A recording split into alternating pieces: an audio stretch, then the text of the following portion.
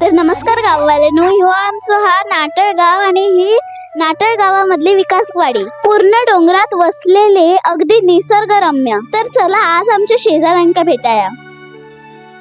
माझे mummy papa म्हणतात की त्यांच्या बालपणात हेच खेळ खेळले जायचे घराघरात. हे खेळ सोपे, स्वस्त आणि कौटुंबिक नाते संबंध अधिक घट्ट करणारे असत. मग माका सांगा गाववाल्यानं, तुमच्या कुठल्या गावात असे खेळ अजूनही खेळले जातात? कमेंट मध्ये नक्की सांगा.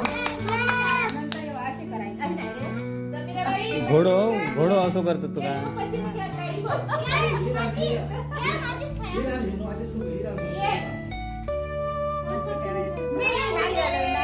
दाखवता